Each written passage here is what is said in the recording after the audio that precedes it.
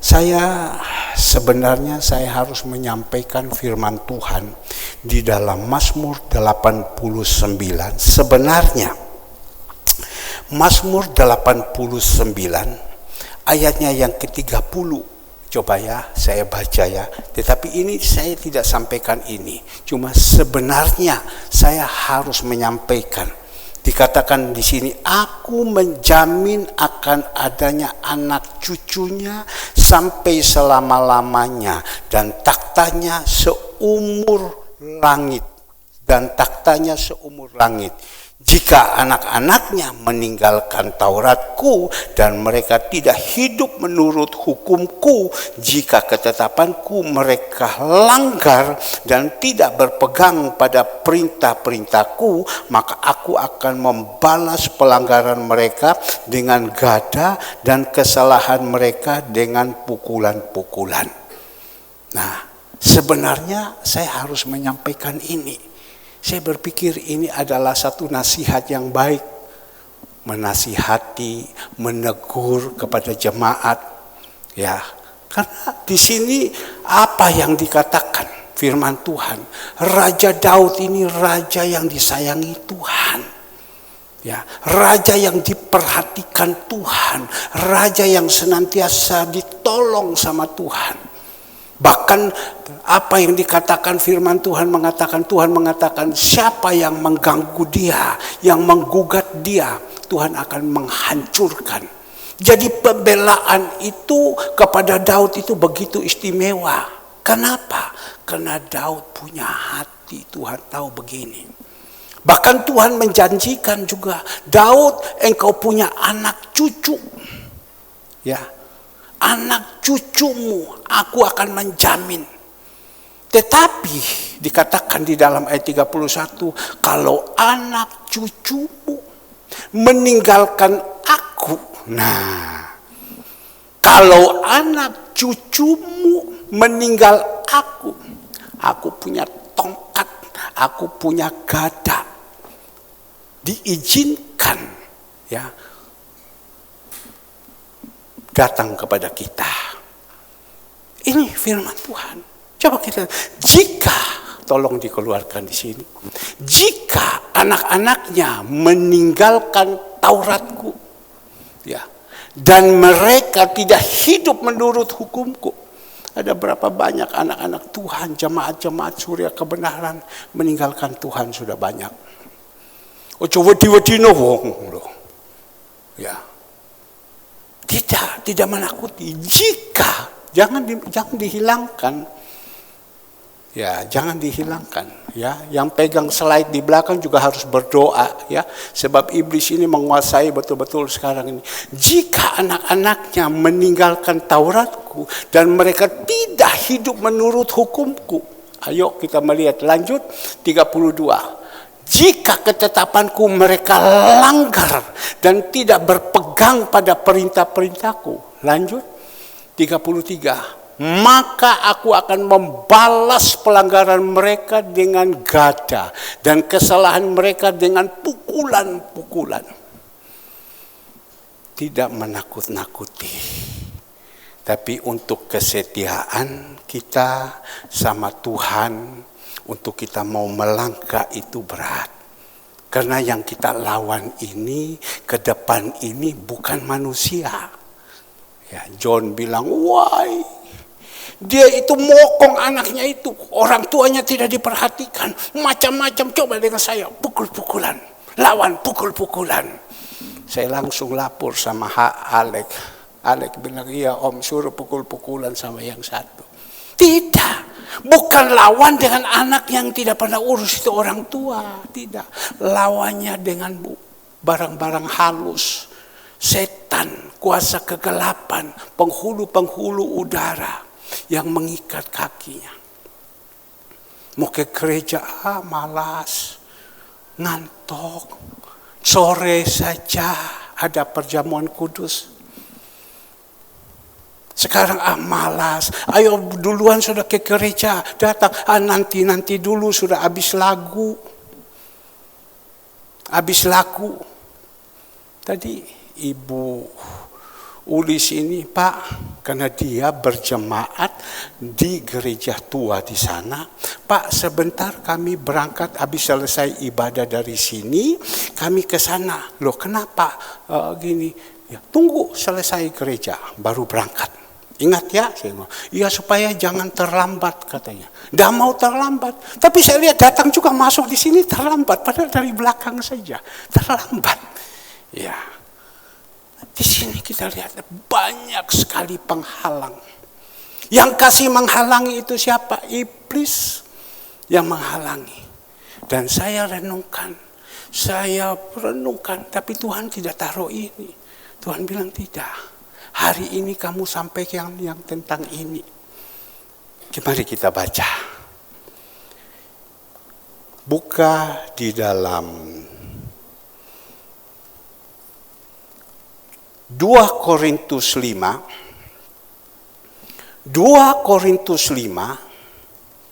ayatnya yang pertama, ini yang Tuhan suruh. Tengah malam Tuhan kasih sama saya ini firman.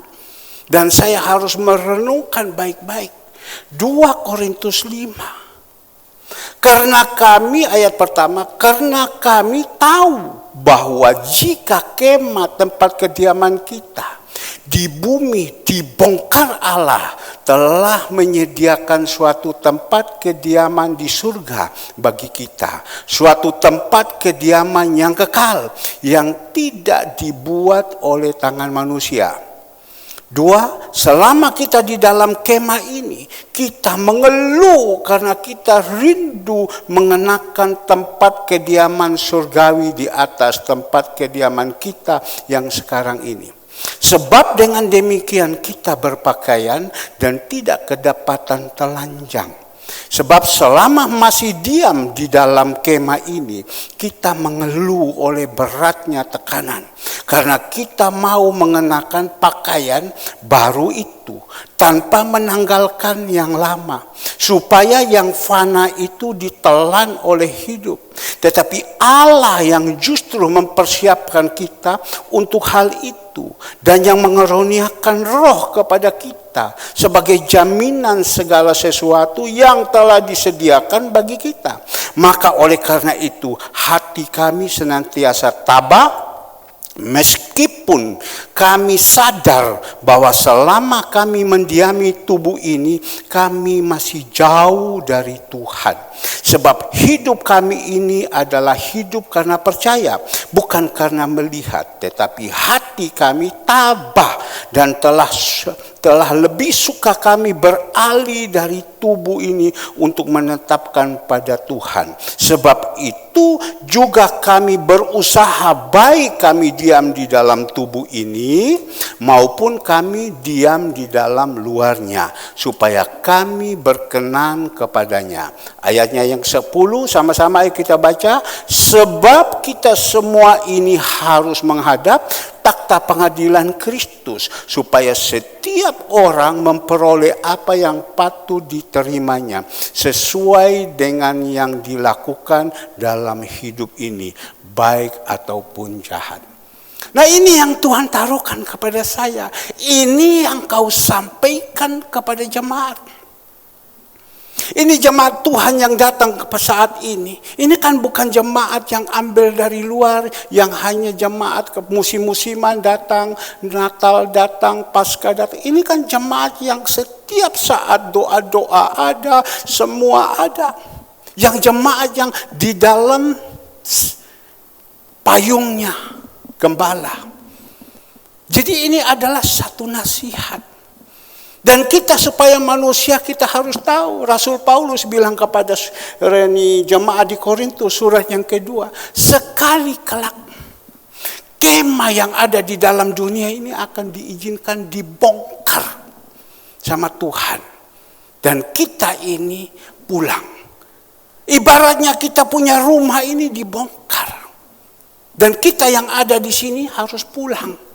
Maka itu ada nasihat, ada teguran, ini pengajaran. Rasul Paulus berbicara kepada jemaat-jemaat yang ada di dalam Korintus.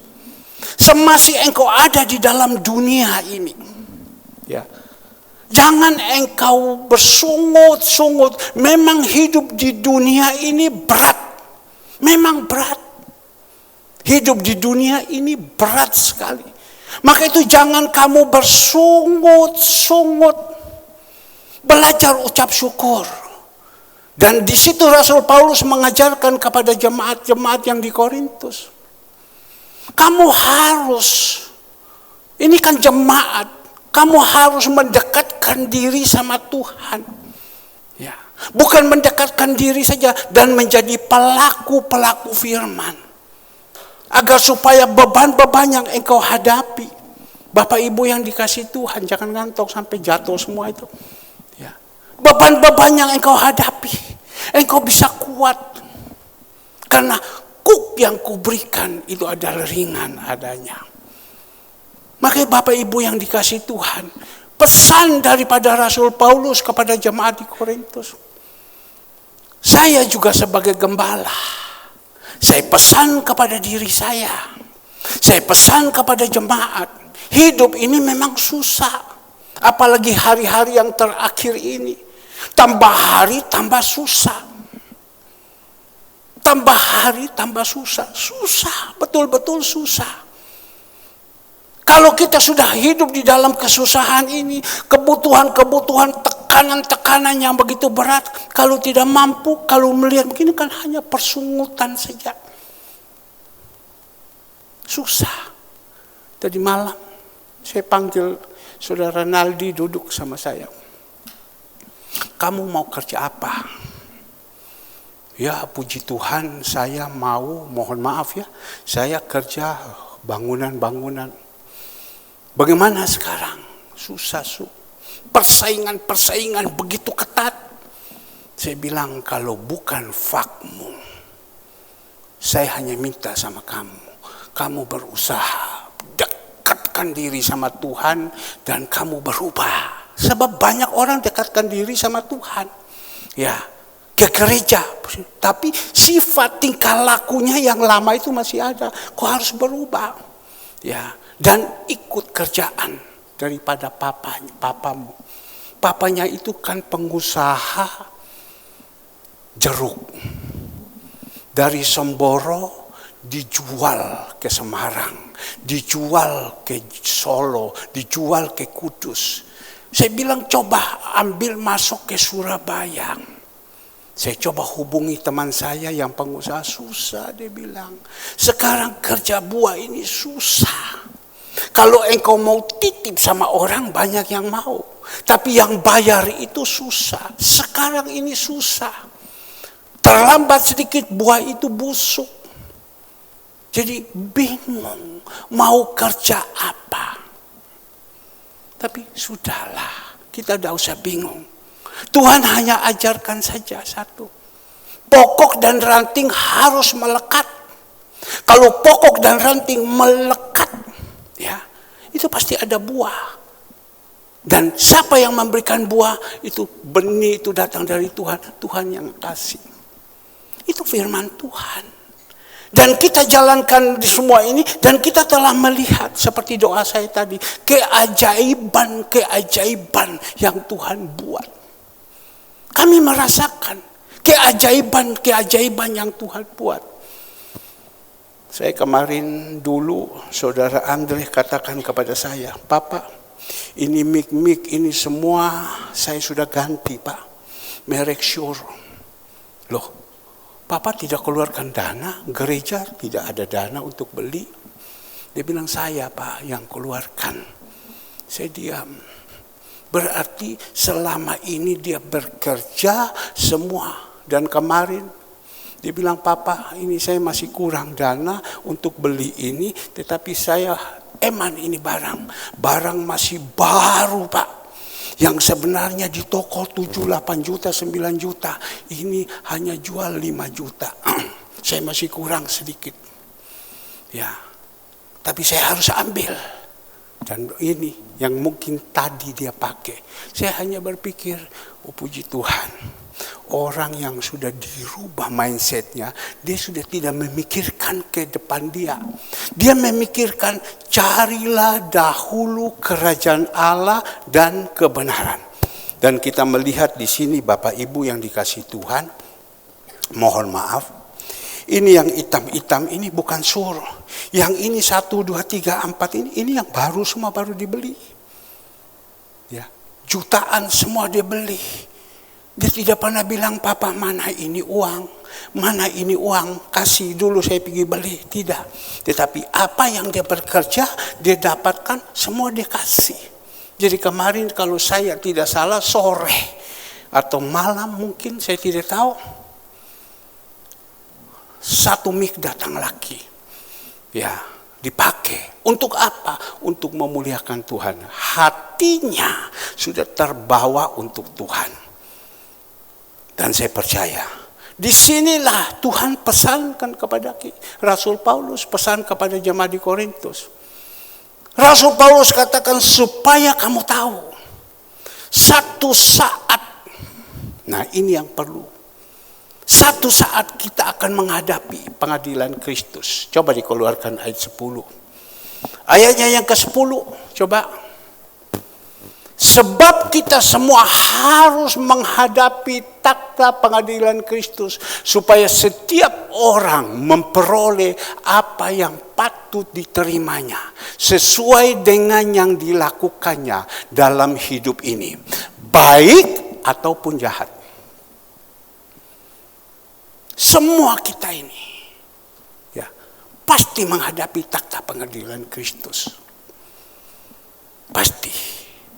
Apakah kita sudah siap? Atau kita memikirkan sekarang duniawi saja, duniawi saja. Maka itu Tuhan Yesus berbicara kepada jemaat juga di Korintus melalui Rasul Paulus. Kita yang sudah mengikuti Tuhan harus kakinya ini jangan kaki dua. Orang kalau kaki dua jalannya tidak bisa begini. Dia harus dua-dua kaki itu di satu tempat. Pikiran hanya di Kristus. Jangan satu di dunia, satu di ini. Kalau ada di dalam dunia, pikiran kita yang jahat saja. Tuhan bilang tidak. Kita harus di dalam pikiran Kristus. Roh Tuhan itu ada kepada kita. Yang kita berbicara, yang ada dalam hidup kita hanya kasih. Nah Bapak Ibu yang dikasihi Tuhan.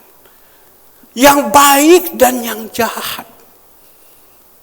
Saya mau beritahukan kepada jemaat, agar supaya jemaat Tuhan, sekali kelak pasti kita pulang. Kita pasti pulang. Teman saya yang tolong disiapkan, teman saya 4 minggu. Setiap minggu saya harus ke ICU di Adi Husada. Dia sudah umur, keluarkan videonya, umur 101 tahun. Saya pergi di sana, di sini selang, sini selang, sini selang. Ya, coba tolong. Di sini selang, semua selang. Saya berpikir saya kasihan sekali ya sama orang tua ini. Coba kita lihat, mungkin bisa dibalik ya. Ini selang, di leher selang semua. 101 tahun. Tidak apa-apa sudah terbalik, tidak apa-apa lah. Ya, saya berdoa. Saya berdoa, tidak mati-mati. Kenapa saya berpikir, ini sudah umur 100 tahun. 100 tahun. Toh dia hidup, dia baru selesai operasi prostat. Baru selesai operasi prostat. Dia hidup juga percuma, tidak bisa jalan. Dia sudah lumpuh. Saya hanya berdoa, 2 bulan dia sudah di rumah sakit. ICU. Saya tanya kepada anaknya, berapa biaya kamu beri untuk ini? Ya Cece yang atur. Dia tidak mau ngomong sama saya. Cece yang ngatur. Padahal dia tahu. Saya tanya teman saya, dokter. Dokter bilang kamar 2,5 juta ICU. Belum dokter, dia pakai dokter 5. Belum alat-alat. Minim 1 hari itu 15 juta. Ya, kalau 2 bulan berapa? Saya pergi 1 minggu ke sana, saya doakan dia. Selesai saya doakan dia, pasti dia bilang, ayo saya lapar, kita pergi makan. Ya 1 kali saya ikut. Saya pergi yang kedua, ayo makan. Tidak saya bilang, saya tidak mau. Tapi ayo makan. Saya bisik sama Andre, bayar. Jadi sampai di sana Andre bayar. Ketiga, dia bayar. Ya wes, tidak apa-apa. Keempat saya pergi sana, saya bayar. Kelima ini, saya sudah janji hari ini. Selesai. Hari Jumat, saya ingatin orang tua. Saya berdoa sama Tuhan. Sampai kapan Tuhan kau izinkan ini? Minggu yang lalu saya datang bisik sama dia, ini orang tua. Waktu saya berdoa, anaknya, kakaknya ada di sini. Tuhan, orangnya muka baik. Mukanya baik, coba kita lihat kalau bisa ini tolong. Jangan dimatiin. Ya, coba. Di sini lihat, sana dimatiin. Ayo. Saya melihat orangnya muka baik. Saya bilang, Tuhan, kau lihat dia ini muka baik, Tuhan. Ya. Tapi yang tahu itu hati kan Tuhan. Ampuni dia Tuhan, kalau mulai umur 1 sampai dengan umur 100 ada kejahatan yang dia lakukan. Itu doa saya.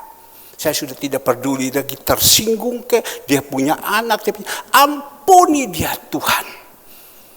Dia belum percaya Yesus, agama leluhur. Ampuni dia Tuhan.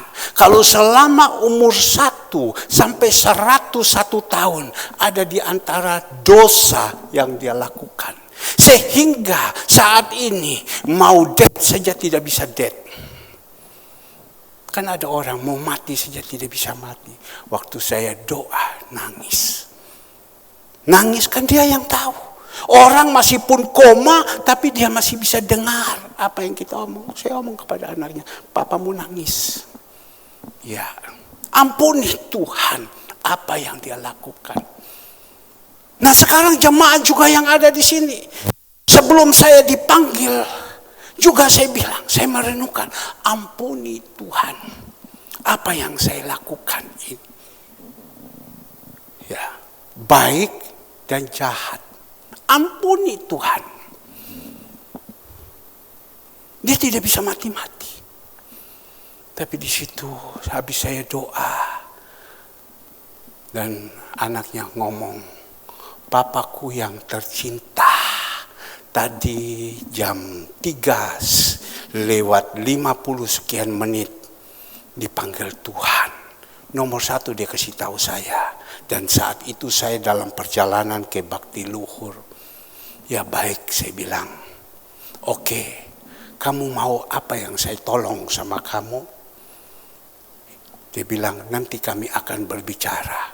Tetapi kan kebanyakan keluarganya semua agama leluhur.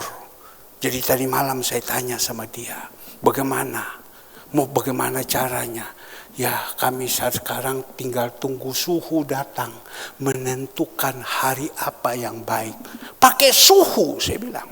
Karena dia jemaat satu gereja yang saat ini terbesar di Surabaya. Pakai suhu. Ya, iya dia bilang. Wah kamu ini iman kamu tidak bagus ya. Sebenarnya engkau harus selamatkan saudara-saudaramu. Ya daripada rame, ya ikut saja. Padahal Tuhan bilang, engkau tahu ya apa orang kalau mengerti firman, dia pasti dia injili. Ya sudah daripada rame, jadi tunggu suhu. Maka itu Bapak Ibu yang dikasih Tuhan, sebenarnya saya hari ini saya harus ke sana. Sehingga saya sebentar ini jam 11 tante daripada istri saya umur 90 sekian juga ulang tahun. Bikin pesta di Moe. Kalau pesta itu kalau makan kan enak Bapak Ibu. Makan ini, makan ini. Istri saya tanya, kamu mau kemana sebentar? Saya mau bilang berapa hari yang lalu saya mau pergi ke orang sakit di rumah sakit. Tidak pergi ke pesta. pesta. No, saya ini, dia masih belum meninggal, saya pergi sana mendoakan. Tapi karena dia sudah meninggal, ya sudah. Istri saya tadi pagi, kasih kepastian dong, mau kemana? Masih senang, cia-ciaan, gitu loh. Ya, tapi dia menghargai, menghormati tantenya. Ya sudah, kasih kepastian. Saya berpikir tantenya sudah umur 90 lebih. Ya pasti sebentar diminta pendeta untuk berdoa. Pendeta juga harus urus supaya mereka juga bertobat. Karena waktunya sudah sangat dekat. Maka itu Bapak Ibu, tujuan hidup kita ini kepada kekekalan. Apa yang kita perbuat di dalam dunia ini menyertai. Wahyu 14 ayatnya yang ke-13. Coba kita lihat. Wahyu 14 ayat yang ke-13. Dan aku mendengar suara dari surga berkata, tuliskanlah, berbahagialah orang-orang yang mati dalam Tuhan. Berbahagialah orang yang mati dalam Tuhan. Puji Tuhan. Saya sudah di dalam Tuhan. Saya melayani Tuhan. Saya pakai dasi. Saya ini segala semua. Saya sudah kasih persembahan. Tetapi kehidupan kita ini jauh daripada Tuhan. Hati kita sudah jauh daripada Tuhan.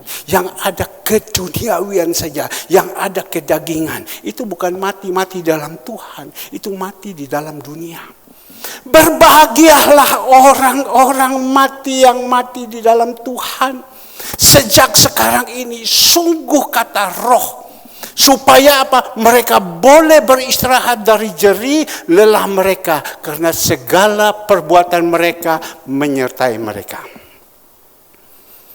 Jadi kehidupan ini, di dalam hidup ini kita merenungkan apa yang kita perbuat untuk Tuhan. Segala perbuatan mereka menyertai. Di dalam dunia ini, perbuatan apa selama ini? Saya sudah umur 65 tahun. Mulai dari umur 1 sampai 65. Banyak sekali dosa-dosa yang saya lakukan. Jujur di atas mimbar. Tapi semenjak saya terima Tuhan Yesus, saya tinggalkan semua itu. Ditanya tentang apa saja, saya tinggalkan. Perzinahan, saya tinggal. Rokok, saya tinggal. Semua kejahatan-kejahatan yang ada di dalam hati saya berusaha, saya tinggalkan.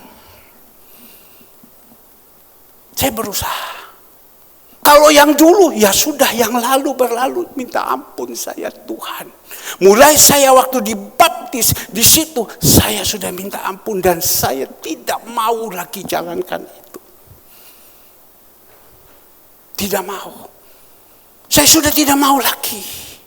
Duniawi ini, saya sudah tidak mau. Saya mau belajar sama Tuhan. Saya setia sama Tuhan. Saya taat sama Tuhan. Tuhan perintahkan apa? Maka itu hari Sabtu selesai dahulu saya ibadah dulu. Selesai ibadah pagi saya ambil mobil. Saya pergi menuju kepada Ibu Andreas. Selamat pagi Mama.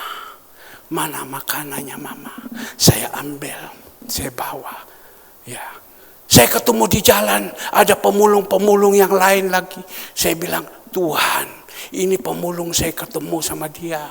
Tapi saya tidak bawa apa-apa. Tolong minggu depan ketemukan saya lagi. Kemarin ketemu. Tuhan bilang ini sudah ketemu. Saya anggap pemulung ini adalah Tuhan Yesus sendiri. Dia menjelma menjadi seorang yang tua. Dia pikul. Itu karung yang di dalam isi dos. Sudah tua, dia jalan pelan begini. Ya. Ibu, saya bilang, saya mau ke sana dulu. Ibu sekarang ke gereja ya. Ibu ke gereja ya. Di mana? Itu di situ. Ya, tunggu Buya saya. Dia datang. Dia datang. Pada waktu dia datang, saya juga sampai. Saya sampai ada yang menjadi penjaga pintu di depan. Mengatakan begini.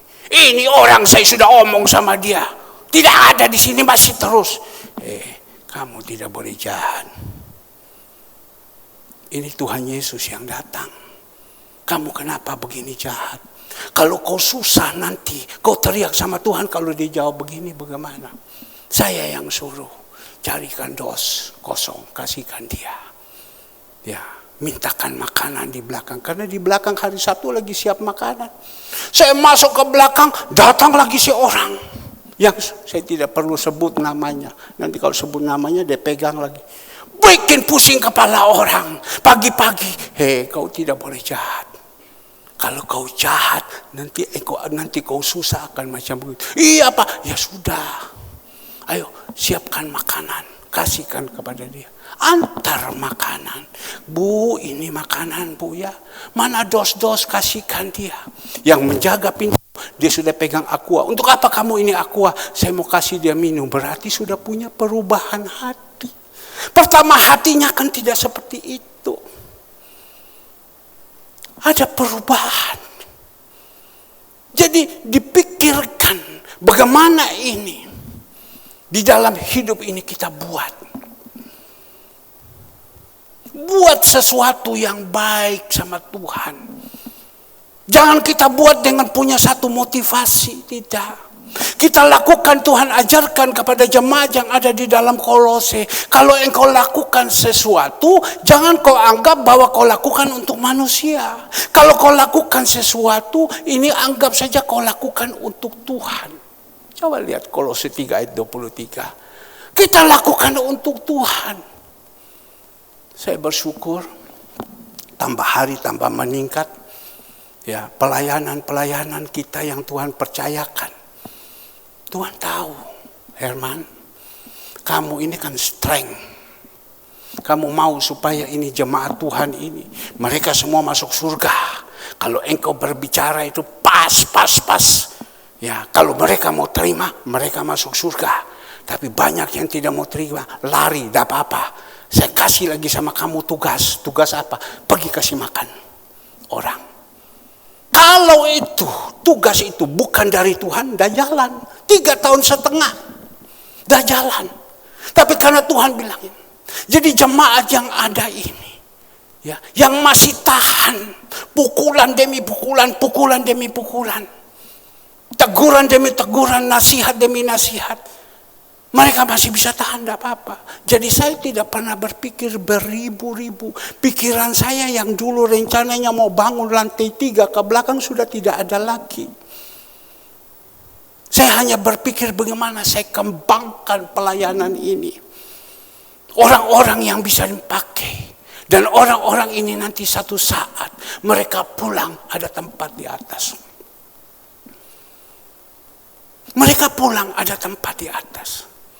Di tempat peristirahatan mereka yang ada di dalam dunia. Tapi roh sudah menghadapi kepada Bapa di surga. Apa yang berbuat. Nah ini saya sebagai pemimpin, sebagai gembala mengajarkan kepada jemaat. Kita butuh semua.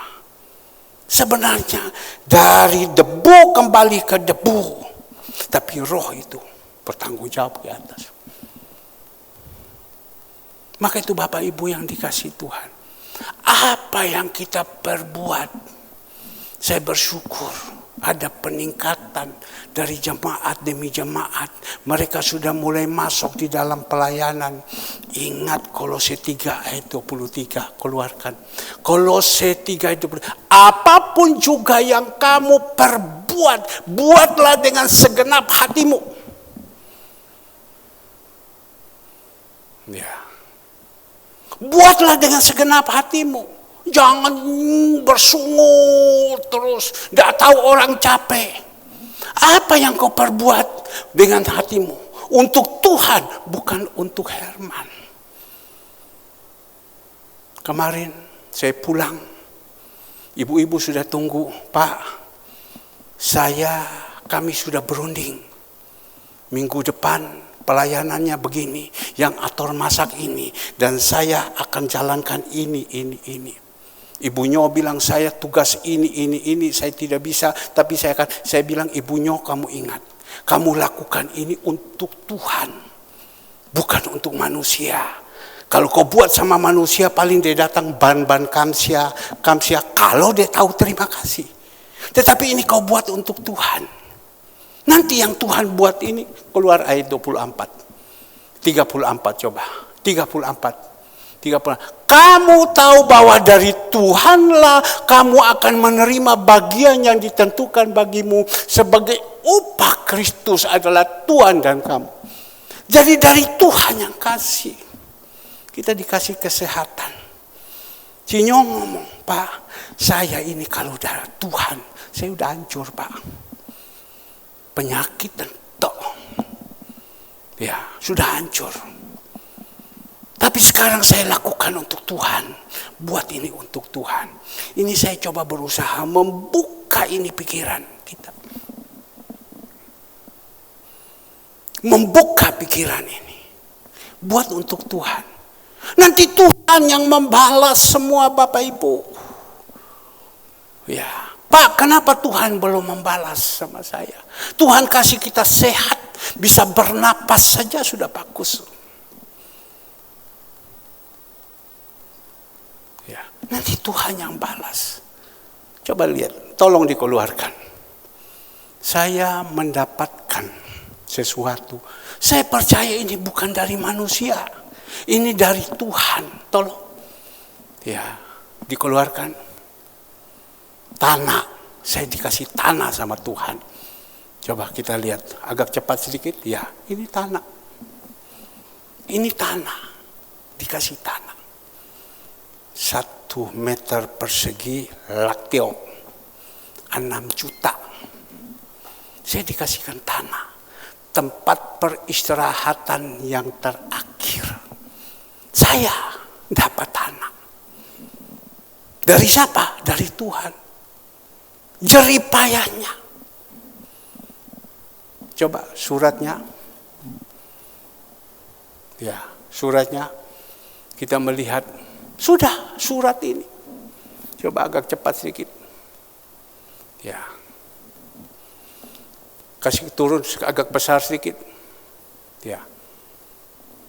Terus turun ke bawah lagi. Oke, ya, terus surat keterangan ganti nama kepemilikan tanah. Itu dari orang si A, langsung tarik ke bawah, terus naik kepada siapa? Andre Ignatius.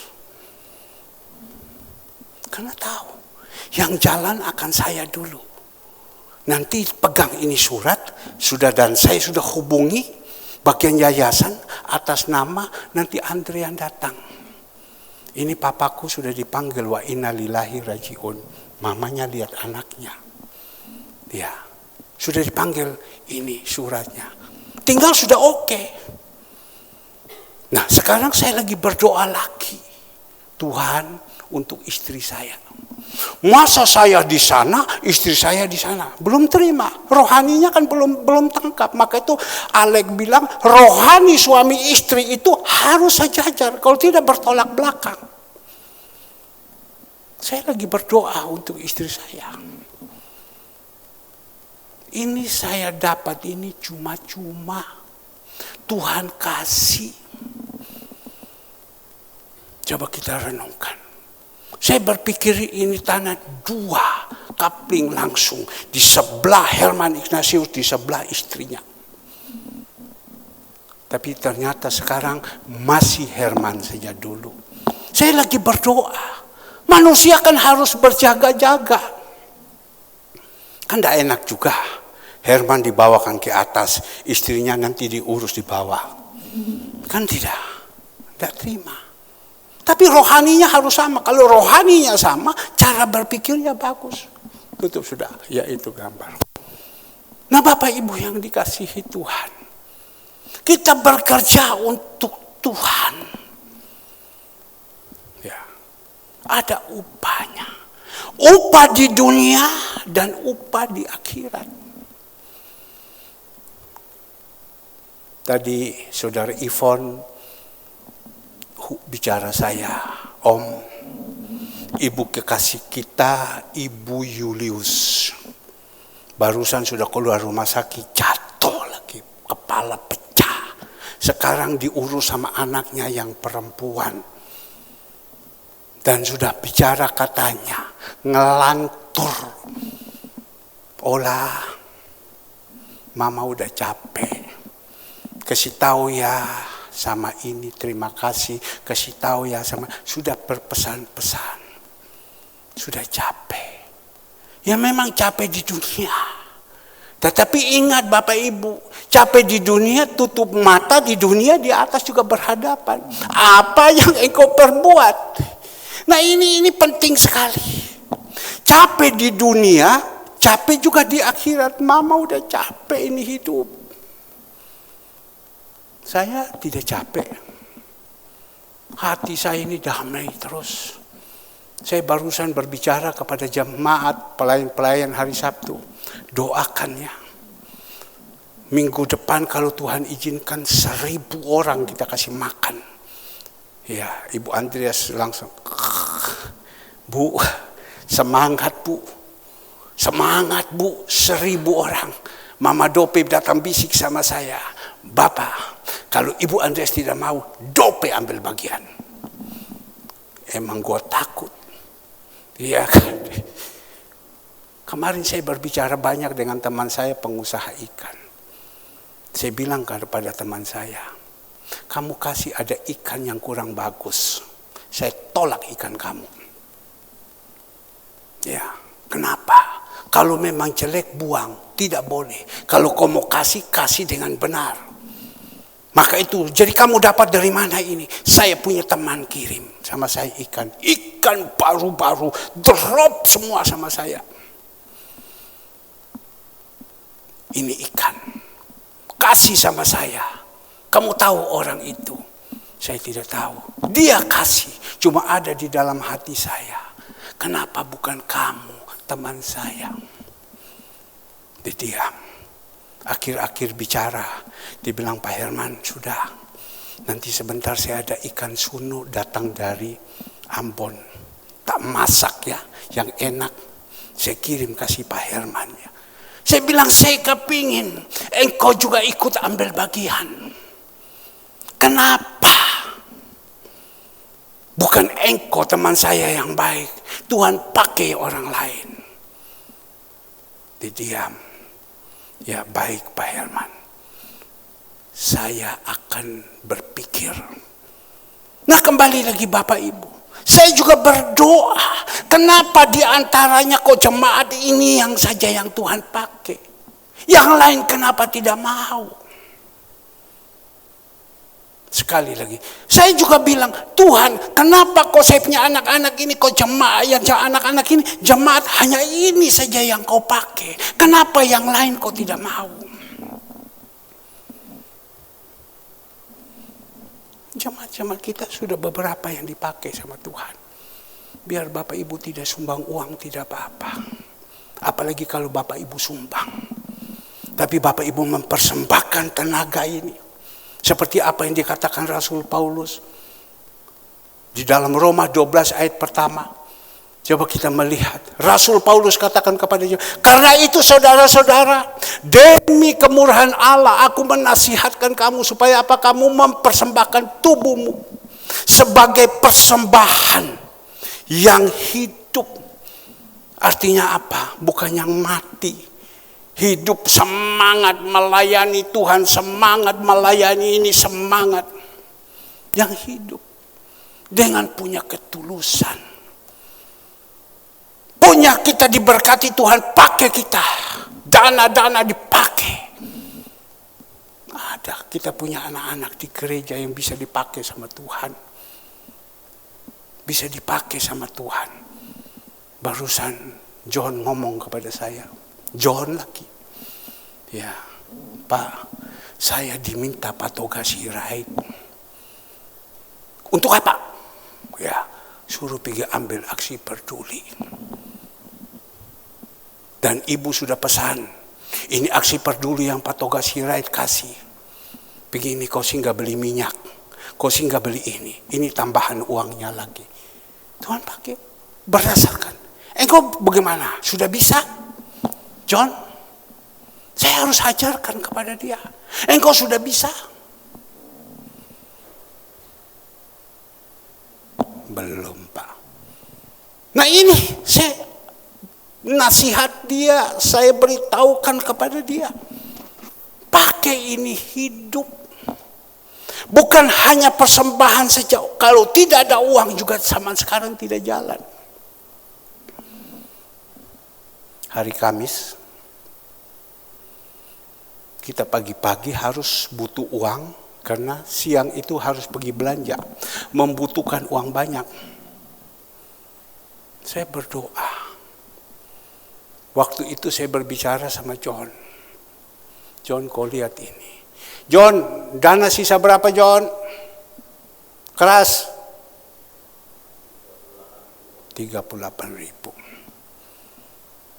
Sisa 38.000. Saya habis berdoa, ucapan syukur. Hari Kamis. Saya keluar di situ. Tuhan ingatkan kepada saya. Telepon seseorang. Suruh jalankan ini. Saya jalankan. Saya keluar di luar, saya angkat telepon. Dan saya telepon. 1 detik itu uang masuk. Berikan dulu kemuliaan untuk Tuhan kita. 1 detik uang itu masuk. Saya selesai amin, saya sudah berdoa, saya sudah bicara, saya tutup itu telepon, langsung tutup, klik, masuk uang. Dan uang itu bisa dipakai. Membutuhkan ini, membutuhkan ini. Untuk apa? Memuliakan nama Tuhan.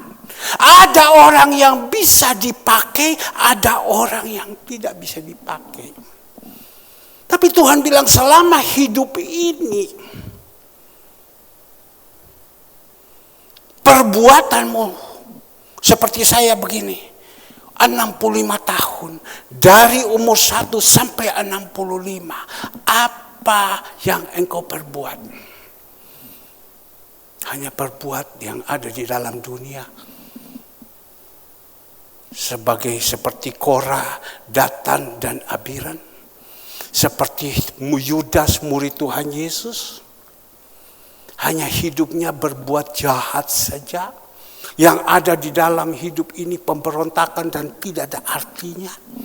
Itu saja yang engkau buat. Pulang baru kita mengatakan, oh Yerusalem, kota mulia. Tidak. Tuhan bilang tidak. Tetapi disinilah di dalam kehidupan kita ini. Marilah kita bawa hidup kita ini. Supaya bisa menjadi berkat. Karena apa yang kau tabur, itu kau tuai. Tolong keluarkan yang tulisan. Ayo, siap yang tulisan. Kita melihat, tabur tuai itu ada Bapak Ibu. Jangan kita berpikir tabur tuai tidak ada. Tolong tulisan itu, yang baju merah. Bisa agak cepat sedikit tolong sayang. Ya, itu sebenarnya plak langsung ya. Ya coba, ini sudah keluar. Ayo, saya sudah kirim sama jemaat juga. Kasih besar, tolong besarkan.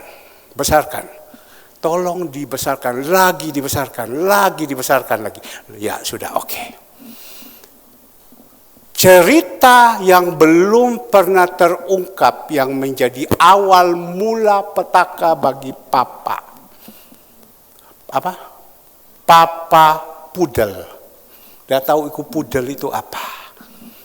Dikatakan di sini, inilah kejadian bulan Maret 2024. Ada hamba Tuhan namanya Pendeta Roni bersama dengan 2 orang temannya yang baru pulang dari pelayanan ibadah dari Trawas, Pacet. Mungkin dia dari habis rendam di sana ibadah, ya kan? Banyak di sana, Pacet.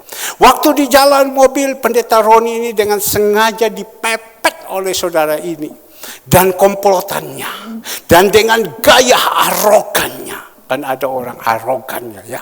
Dengan gaya arogannya, marah-marah. Kelakuannya mau memeras hamba Tuhan. Dengan modus mobilnya disenggol oleh Pendeta Roni. Malam itu Pendeta Roni diajak paksa ke badan hukum. Ya, dan Pendeta Roni diintimidasi oleh orang ini. Kuncinya mobil STNK, SIM, malam itu dipegang oleh orang ini. Dan pendeta Roni dimintai uang 100 juta. Padahal ayah dari pendeta Roni ini jaksa dan pernah dinas di Kejati, Jawa Timur. Tapi pendeta Roni tidak mau melibatkan ayahnya.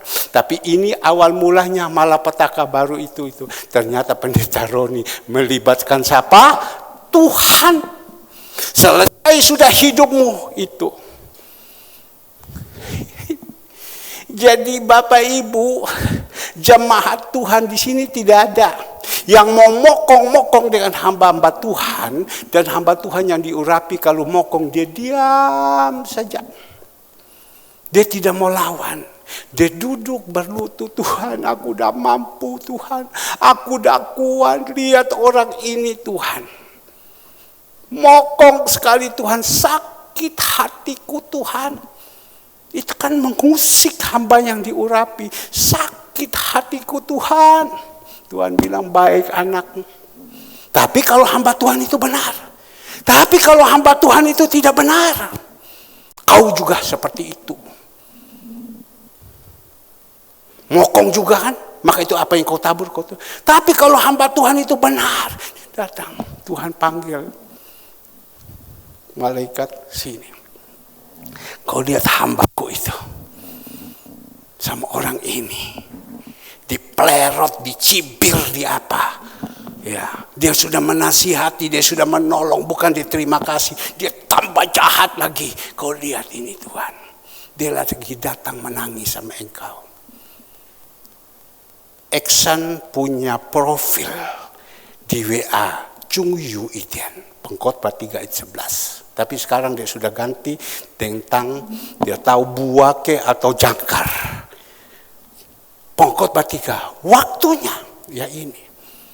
Saat ini Bapak Ibu, semua sama OJK diputus semua, diblokir semua. Kenapa? Dia tabur ini salah. Sayang ya, saya ngomong begini, anak Hendri keluar, jadi lewat saja dulu.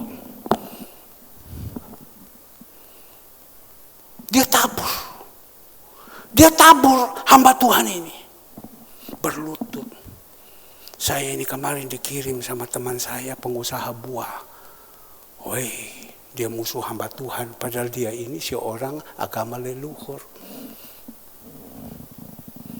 Kadang kita juga harus periksa diri. Hamba Tuhan tidak selama semua itu kena. Ada juga yang tidak benar. Ada yang punya motivasi. Panti-panti juga tidak semua benar. Ada juga yang punya motivasi. Pelayan-pelayan Tuhan juga ada yang tidak benar. Semua juga banyak punya motivasi. Tetapi kita coba jadi anak Tuhan. Punya motivasi yang benar. Supaya Tuhan itu jaga. Mazmur 89 mulai ayat 1 sampai akhir perikop di situ, kesetiaan Tuhan kepada Daud. Kenapa Daud ini begini?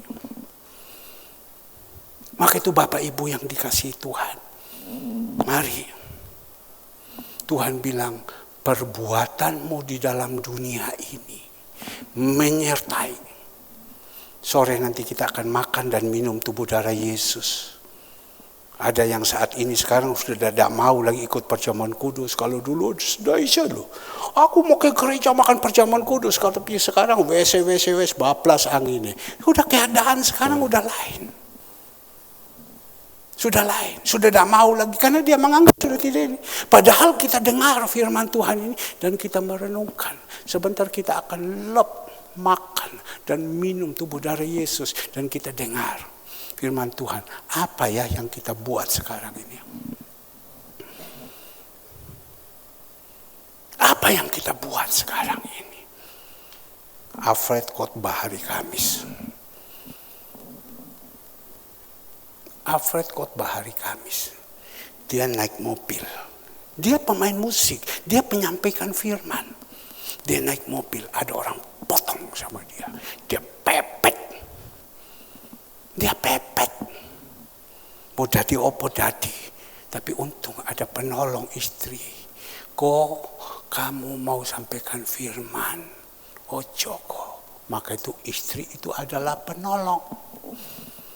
Ya wes. Dengan panas itu diturunkan.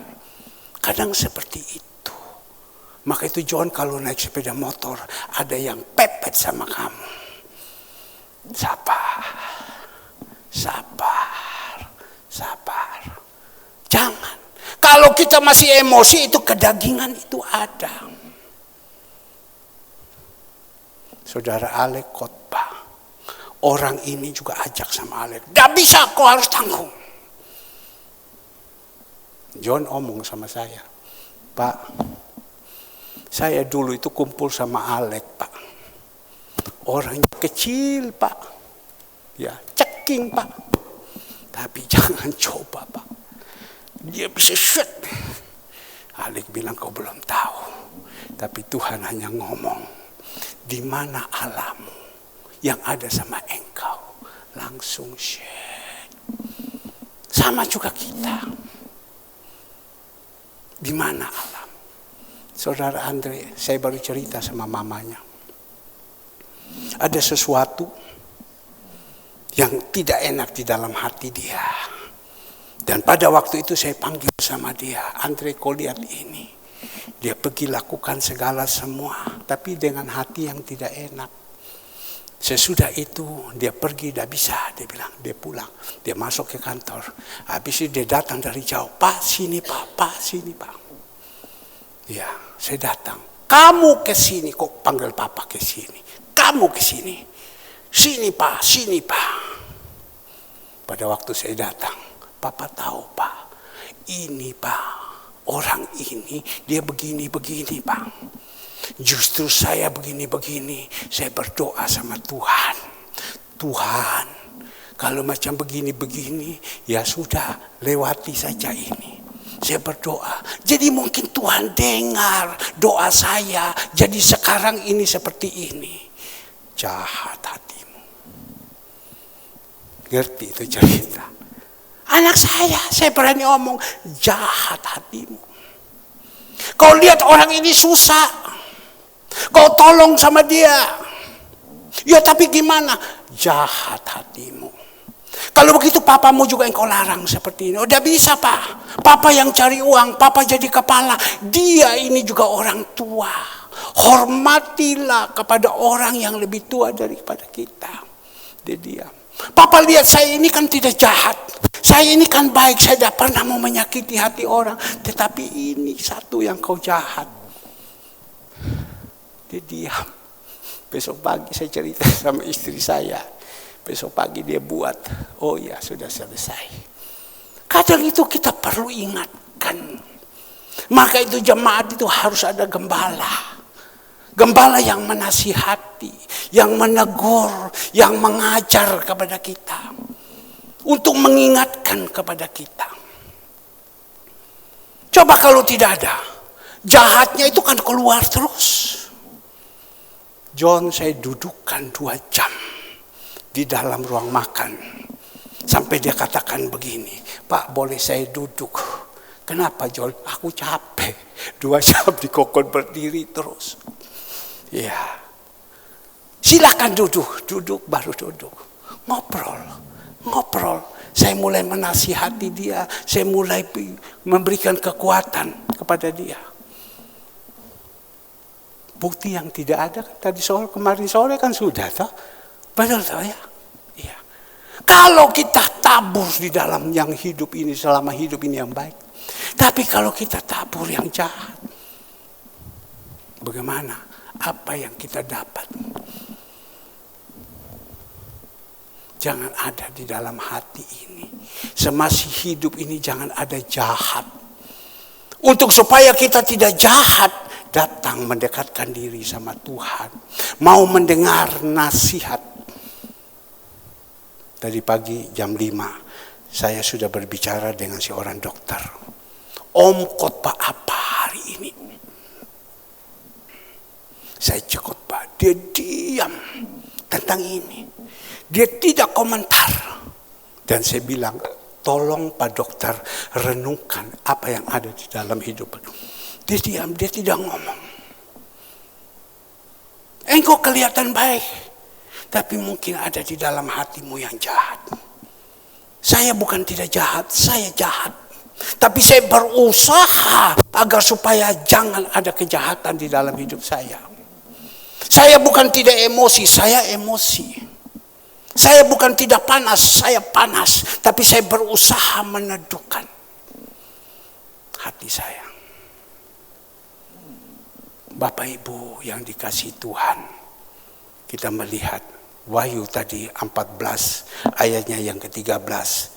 Wahyu 14 ayatnya yang ke-13 dikatakan, dan aku mendengar suara dari surga berkata, tuliskanlah, berbahagialah orang-orang yang mati dan mati di dalam Tuhan sejak sekarang ini. Sungguh kata Roh, supaya mereka boleh beristirahat dengan jerih lelah mereka, karena segala perbuatan mereka menyertai mereka. Saya diizinkan mungkin Senin, Selasa, Rabu karena teman baik, saya pergi di Green Heaven. Ya, di situ saya mulai menginjil kepada teman-teman saya. Perbuatan apa ini? Perbuatan baik, jangan ada jahat. Ada orang itu punya perbuatan jahat, punya karena egonya dia. Supaya dia untung, dia lakukan untuk merugikan orang. Itu jahat. Itu jahat. Untuk supaya dia bisa untung, dia berdasar untung, dia lakukan ini. Supaya dia untung. Itu jahat. Tidak boleh. Tapi kita jadi anak Tuhan, marilah senantiasa kita berbuat yang baik. Tolonglah minggu lalu satu sama lain saling menolong. Ibu kekasih kita kemarin, Ibu Cu, dia pergi bawa itu makanan masuk di kampung-kampung. Sudah goyang-goyang. Ibu Cu ini sekarang udah umur 78 atau 70. Sudah goyang-goyang. Kalau dulu main badminton Alex smash. Ya, sekarang dia sudah goyang-goyang. Cuma saya minta tolong, yang ambil video kalau pergi jangan dibikinkan video begini, jangan diginikan. Ahli video itu dibikinkan begini, jangan begini. Kalau begini nanti dia ada di situ hanya sepotong, kalau begini kan luas. Ingat ya, Ibu Cu lakukan, Bapa dari surga dia lihat. Matius 6 ayat 32, coba. Matius 6 ayat yang ke-32, coba. Kalau saya tidak salah. 32 itu 31. 31.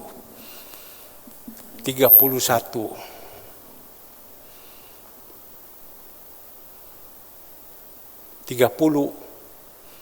Ya, Bapa di surga tahu. Jadi jika demikian Allah mendanani 31 ya, sebab janganlah kamu khawatir dan berkata apa yang akan kami makan, apa yang akan kami minum, apa yang akan kami pakai. Lanjut 32. Ya, semua itu dicari bangsa-bangsa yang tidak mengenal Allah, akan tetapi Bapakmu yang di surga tahu bahwa kamu memerlukan semuanya. Dia tahu. Kita lakukan apa? Dia tahu. Seperti yang saat ini kita jalankan. Doakan ada kampung setan, ya, rumah setan yang ada di Pasar Kembang. Katanya banyak orang. Teman saya berbicara, Pak, di situ banyak. Mereka hanya bisa ngomong, tapi untuk lakukan tidak mau. Situ banyak, Pak. Masa banyak, Pak? Saat itu saya suruh sama Andre, tolong kau pergi lihat. Ya, Andre bilang, Papa ada 32 kakak di sana yang susah. Ibu Retno juga sudah ngomong, Pak di sana ada tempat parkir. Tapi kalau kita bisa kasih, kenapa tidak? Tapi saya melihat di Kembang Kuning itu banyak. Kalau bisa kita tingkatkan lagi, tidak apa-apa, kita buat. Ya, yang lebih lagi. Ibu Gembala saya lihat tugasnya terlalu berat. Kalau sudah buat begitu malam dia harus turun, naik, masak dan lain-lain. Segala semua. Ibu kekasih kita semua yang ada tugasnya berat. Tidak apa-apa. Kita buat untuk Tuhan. Dia dari surga lihat. Ada yang ikut ambil bagian di dalam persembahan. Lakukan terus. Kalau tidak ada itu juga tidak jalan. Jalankan. Maka itu mari Bapak Ibu doakan. Saya berharap sore nanti ada perjamuan kudus. Datang, kita minta sama Tuhan. Supaya kita sudah dengar ini, kita minta ampun sama Tuhan. Mungkin ada kesalahan dan sesudah itu kita makan. Tuhan rubah pikiran kita. Jangan kita kejar yang ada di dalam dunia saja. Dunia itu sementara, tidak kekal. Tapi kalau Tuhan itu kekal. Ingat, dunia itu sementara, tidak kekal. Sebentar saya pergi dengan istri, pergi ke sana. Sampai di sana saya bilang, Tuhan, Kau izinkan saya. Sebab yang ada semua itu, mereka itu dari aliran yang lain. Ya, supaya sedikit tidak saya bisa masuk. Sebab itu ya orang kalau tidak bertobat itu jahat, Bapak Ibu. Orang itu kalau tidak bertobat itu jahat. Jahat sekali. Ada teman saya. Itu pertama temannya Andre. Andre mencerita tentang dia. Papa ini orang ini, Pak. Ini orang ini. Dia punya pabrik ini, dia punya pabrik ini, dia punya pabrik ini. Baik. Satu kali saya ketemu sama dia. Saya tanya kepada dia. Engkau dari mana? Kau dari mana? Aku wong Surabaya. Tapi logatnya logat Timor. Saya bilang, logat kamu bukan logat orang Surabaya. Kamu ini orang Timor. Loh, kok sampean kau tahu? Dengan logatnya lagi kembali kayak gitu. Sampean kau tahu? Sudahlah, kamu dari mana? Dia mulai omong dari NTT ini. Saya punya teman ini, saya punya teman ini. Di atasnya dia semua. Singkat cerita, dia punya kerja apa? Dia anak Tuhan. Tadi malam dia bilang, saya pulang jam 1. Mabok, Pak. Mabok, rumahnya di Gerah Family, mabok. Dan mabok sekarang saya bangun pagi-pagi, saya datang berenang, habis itu saya masuk di sauna, supaya keluar ini semua racun-racun. Habis itu kau di sana buat apa lagi? Ya bawa perempuan toh, Pak. Coba bayangkan, anak Tuhan, mabok bawa perempuan. Saya bilang, hidupmu ini saya sudah kembali. Hidupmu ini saya sudah kembali.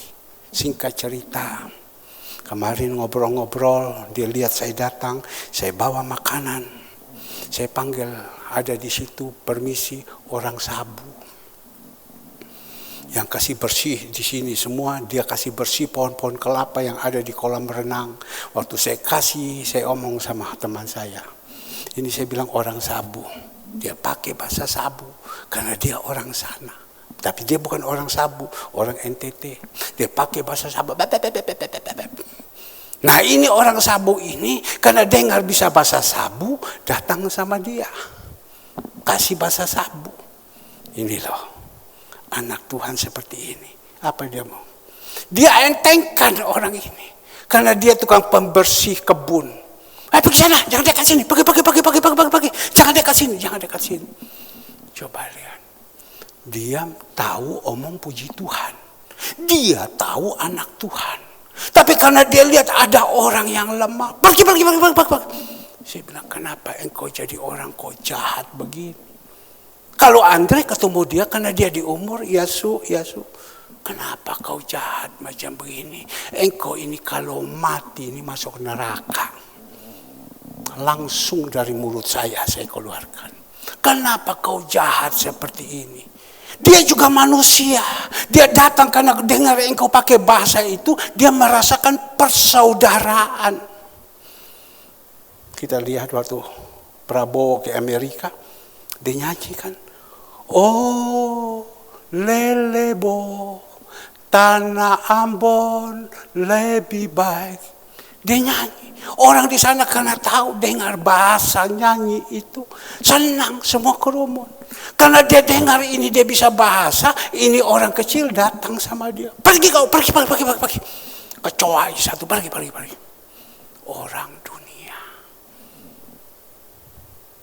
Orang dunia. Anak Tuhan, mengaku anak Tuhan, tetapi seperti itu. Maka itu mari kita ya, yang sudah ikut Tuhan, jangan, tidak boleh. Kita harus menghargai, menghormati mereka. Saya ngomong kepada ibu itu, Bu, yang tua itu, mari Bu ya, datang Bu ya. Yang menegur dia, saya bilang jangan, tidak boleh. Maka itu mari pagi hari ini kita sudah dengar. Ya, sebentar. Sore kita akan makan perjamuan kudus. Please, jangan malas. Ayo datang. Apapun kesibukanmu. Karena tubuh dan darah Yesus, ingat dulu. Kalau dulu engkau begitu setia. Kalau sekarang engkau sudah mundur. Dengar tadi, Mazmur 89 ayat 31, 32, 33. Gada dan tongkat Tuhan itu ada sama kita. Karena engkau mundur. Semua apapun yang engkau lakukan di dalam dunia itu buntu semua. Ya, baik, saya rasa sekian. Saya berharap sore nanti Tuhan pakai hamba Tuhan yang datang menyampaikan mungkin lebih atos lagi. Karena itu bagus, lebih atos lagi. Karena kita kepingin supaya semua jemaat surya kebenaran ini masuk surga. Lebih atos lagi. Ya.